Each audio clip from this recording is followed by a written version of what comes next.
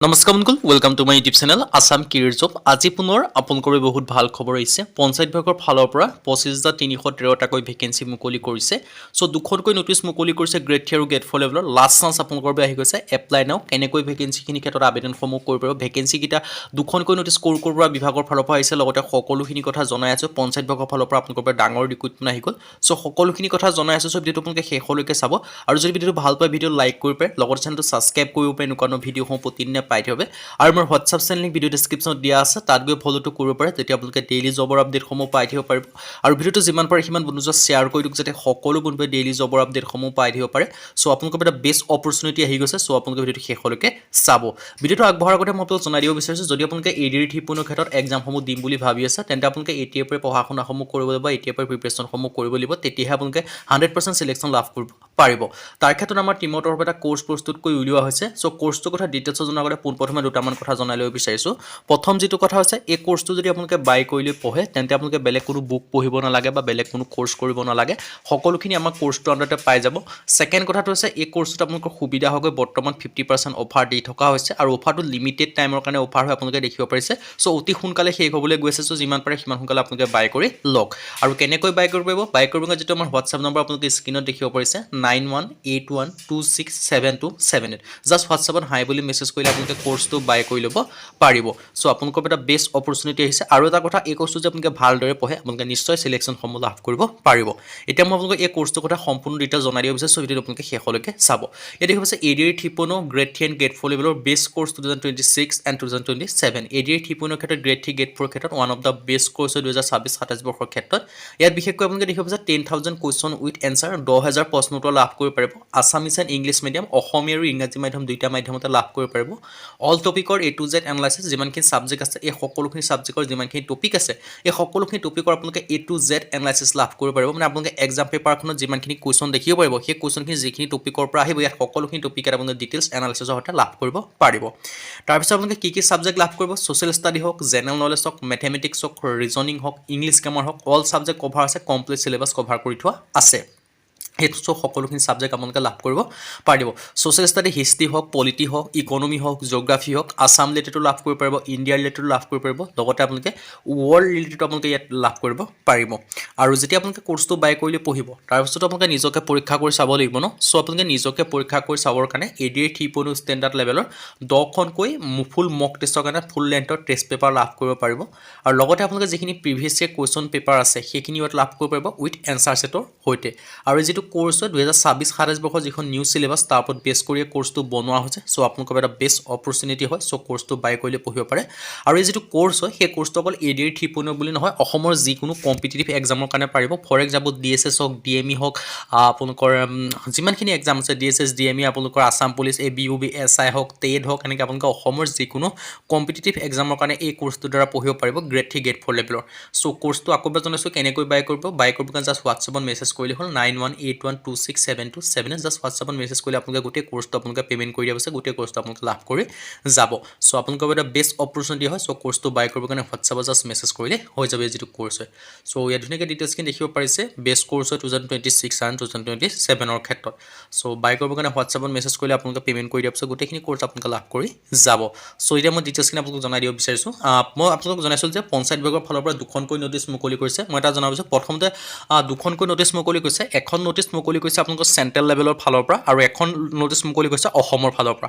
চ' দুইখনৰ ক্ষেত্ৰত অসমৰ কেণ্ডিডেট আবেদন কৰিব পাৰিব। কিন্তু যিখন চেণ্ট্ৰেল লেভেলৰ ভেকেঞ্চি হয়, তাৰ ক্ষেত্ৰত অল ইণ্ডিয়া কেণ্ডিডেট আবেদন কৰিব পাৰিব। আৰু যিখন যিখন নটিচ হয়, সেইখন অসমৰ ফালৰ পৰা মুকলি কৰিছে, আছামৰ ফালৰ পৰা, সেইখনৰ অকল অসমৰ কেণ্ডিডেটে আবেদন কৰিব পাৰিব। চ' ভিডিঅ'টো আগবঢ়াৰ আগতে আপোনালোকে দুটা কথা ক্লিয়াৰ কৰিলোঁ। চ' মই পোনপ্ৰথমে যিখিনি চেণ্ট্ৰেল লেভেলৰ ভেকেঞ্চি মুকলি কৰিছে, মই সেইখিনি কথা ডিছকাছ কৰিম। তাৰপিছত যিখিনি অসমৰ ভেকেঞ্চি মুকলি কৰিছে, মই সেইখিনি কথা আপোনালোকক জনাই দিম।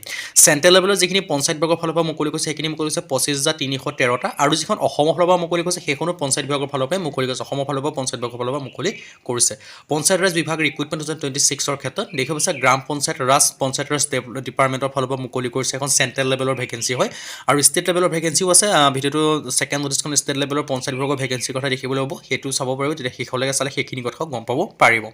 ইয়াত দেখিব যে পঞ্চায়ত সচিবৰ ভেকেঞ্চি মুকলি কৰিছে, লোৱাৰ ডিভিজন ক্লাৰ্কৰ ভেকেঞ্চি মুকলি কৰিছে, ৰেভিনিউ ষ্টাফৰ ভেকেঞ্চি মুকলি কৰিছে, কপি ৰাইটাৰৰ ভেকেঞ্চি মুকলি কৰিছে, জুনিয়ৰ ফিল্ড ইনভেষ্টিগেটৰৰ ভেকেঞ্চি মুকলি কৰিছে, লাইফ ষ্টক এছিষ্টেণ্ট আদাৰ ভেকেঞ্চি মুকলি কৰিছে। টোটেল পোষ্ট আছে 25,311।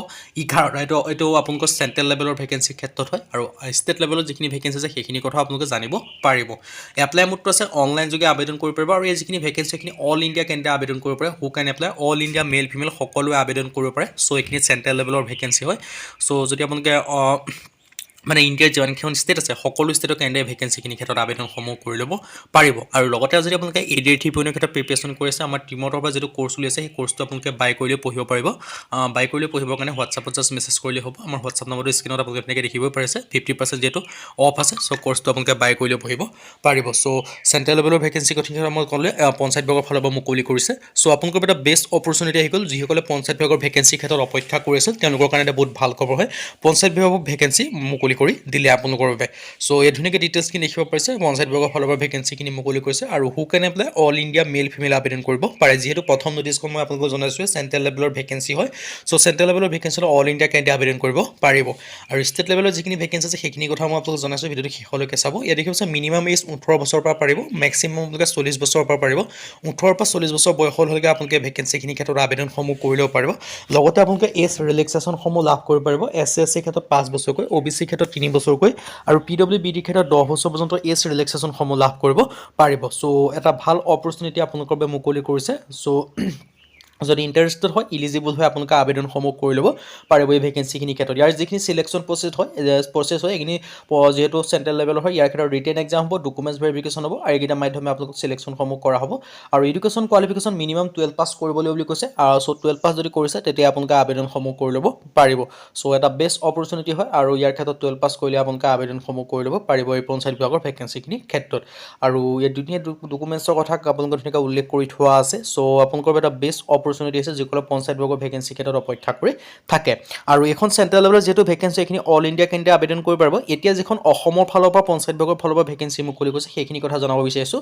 এইখন নটিছত অকল অনলি আছামৰ কেন্দ্ৰীয় আবেদন কৰিব পাৰিব, আৰু প্ৰথমখনৰ আছাম বুলি নহয় অল ইণ্ডিয়া কেন্দ্ৰীয় আবেদন কৰিব পাৰিছিল। এখন অসমৰ যিহেতু কেন্দ্ৰীয় ইয়াত PNRD আছাম ৰিক্ৰুইটমেণ্ট দেখিব পাৰিছে। এপ্লাই ফৰ একাউণ্টেণ্ট অফিচাৰ আৰু IT এছিষ্টেণ্টৰ ভেকেঞ্চি মুকলি কৰিছে এইটো পঞ্চায়ত বিভাগৰ ফালৰ পৰা।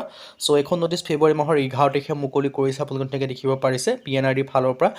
চ' এটা বেষ্ট অপৰচুনিটি আপোনালোকৰ বাবে মুকলি কৰিছে। Apply for account officer IT assistant লেভেলৰ ভেকেঞ্চি মুকলি কৰিছে পঞ্চায়ত আৰু গ্ৰাম্য উন্নয়ন বিভাগৰ অসমত চাকৰি। ইয়াত দেখিব পাৰিছে একাউণ্ট অফিচাৰ আৰু IT এছিষ্টেণ্টৰ ভেকেঞ্চি আছে। বিকশিত ভাৰত গ্যাৰাণ্টি অফ ৰোজগাৰ ইয়াৰ পৰা ভেকেঞ্চিখিনি মুকলি কৰিছে। আৰু ইয়াৰ ক্ষেত্ৰত commissioner panchayat rural development Assam আৰু একাউণ্ট অফিচ আৰু এছিষ্টেণ্টৰ ভেকেঞ্চি আপোনালোকে দেখিব পাৰিছে। টোটেল পোষ্ট দুটা আছে, টেম্পৰেৰী আৰু কণ্ট্ৰেকচুৱেল দুইটা বেষ্টত হ'ব। আৰু 13 ফেব্ৰুৱাৰীৰ পৰা আবেদনসমূহ ষ্টাৰ্ট হ'ব, 28 ফেব্ৰুৱাৰী ইয়াৰ কাৰণে লাষ্ট ডেট হয়। চ' ইয়াৰ ক্ষেত্ৰতো যদি আপোনালোকে আবেদন কৰিব বিচাৰে অসমৰ ক্ষেত্ৰতো ইয়াৰ ক্ষেত্ৰত আপোনালোকে আবেদনসমূহ কৰি ল'ব পাৰিব। দুইখিনি ক্ষেত্ৰত যদি ইণ্টাৰেষ্টেড হয়, ইলিজিবল হয়, আবেদনসমূহ কৰিব। দুইটাৰে মই এডভাৰটাইজমেণ্ট আৰু এপ্লাই লিংকটো ভাগ ভাগকৈ ডেছক্ৰিপশ্যনত দিয়া থাকিব, তাত আপুনি চেক কৰি গৈ আবেদনসমূহ কৰিব পাৰিব। আৰু লগতে আপোনালোকে পঞ্চায়ত বিভাগৰ লগতে অসমৰ যিকোনো কম্পিটিটিভ এক্সামৰ কাৰণে আৰু বিশেষকৈ AD ট্ৰিবিউনৰ ক্ষেত্ৰত যদি আপোনালোকে প্ৰিপেৰেশ্যন কৰি আছে তেন্তে আমাৰ এই যিটো কৰ্চ আছে কৰ্চটো বাই কৰিলে পঢ়া শুনাসমূহ কৰিব পাৰিব। কিয়নো এই কৰ্চটো পঢ়িলে সকলোখিনি আপোনালোকে ইয়াতে পাব। এইখিনি পঢ়িলে আপোনালোকৰ কাৰণে ছাফিচিয়েণ্ট হ'ব, বেলেগ কোনো বুক বা বেলেগ কোনো কৰ্চ নকৰিলেও হ'ব। চ' কৰ্চটো বাই কৰিব যিটো আমাৰ হোৱাটছআপ নম্বৰ আপোনালোকে স্ক্ৰীনত দেখিব পাৰিছে 9181267278। জাষ্ট হোৱাটছআপত হাই বুলি মেছেজ কৰিলে আপোনালোকে কৰ্চটো বাই কৰি ল'ব পাৰিব। চ' এটা আপোনালোকৰ বাবে বেষ্ট অপৰচুনিটি হয়, আপোনালোকে কৰ্চটো বাই কৰিলে পঢ়া শুনাসমূহ কৰিব পাৰে। চ' হোৱাটছআপত জাষ্ট হাই বুলি মেছেজ কৰি দিব। আজি ভিডিঅ' মানে যদি ভিডিঅ'লৈ লাইক কৰি পাই লগৰ চেনেলটো ছাবস্ক্ৰাইব কৰি দিব, এনেকুৱা ভিডিঅ'সমূহ প্ৰতিদিনে পাই থাকিবা যদি